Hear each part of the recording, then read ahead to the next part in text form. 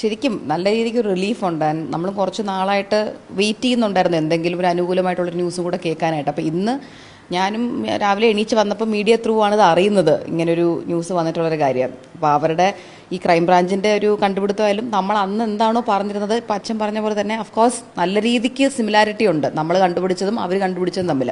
അപ്പോൾ ആ ഒരു വാർത്ത വെളി വന്നപ്പോൾ തന്നെ ഒത്തിരി സമാധാനം തോന്നുന്നു. കാരണം ഇല്ലെങ്കിൽ എന്താ പറയുക, ഫസ്റ്റ് ഓഫ് ഓൾ നമ്മൾ സത്യമാണ് തുടക്കം മുതലേ പറഞ്ഞുകൊണ്ടിരുന്നത്. നമ്മൾ എന്താണോ പറഞ്ഞത് അത് തന്നെയാണ് നിങ്ങളുടെ മുന്നിലും വന്നുകൊണ്ടേയിരിക്കുന്നത്. Day by day as time passes നമ്മൾ പറഞ്ഞ കാര്യം തന്നെയാണ് വെളി വന്നുകൊണ്ടിരിക്കുന്നത്. പിന്നെ അവരും കുറ്റസമ്മതം ഇപ്പോൾ ഏൽപ്പിച്ചു എന്നല്ലേ പറയുന്നത്. അപ്പോൾ എനിക്ക് വളരെയധികം കുറ്റപത്രം അപ്പോൾ എനിക്ക് നല്ല രീതിക്ക് സമാധാനമുണ്ട്. കാരണം അറ്റ്ലീസ്റ്റ് അവർ ഇപ്പോഴെങ്കിലും കുറ്റപത്രം നൽകിയല്ലോ, അതിൽ തന്നെ വളരെ സമാധാനമുണ്ട്. ആക്ച്വലി ഞാൻ ടു ബി ഓണസ്റ്റ് നമ്മുടെ അഗൻസ്റ്റ് ആയിട്ട് പറയുന്ന സത്യം പറഞ്ഞാൽ കണ്ടില്ല. ഞാൻ എല്ലാവരും ഫോർ സംസാരിക്കുന്നത് തന്നെയാണ് കണ്ടത്.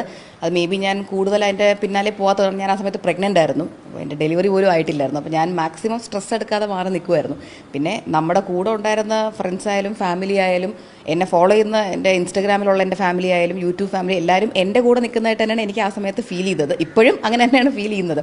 അപ്പോൾ നെഗറ്റീവായിട്ട് ഞാൻ അന്നൊന്നും കണ്ടില്ലായിരുന്നു, ടു ബി ഓണസ്റ്റ് കണ്ടില്ല. ഇനി അങ്ങനെ എന്തെങ്കിലും വന്നിട്ടുണ്ടെങ്കിൽ ഞാൻ അറിഞ്ഞിട്ടില്ല.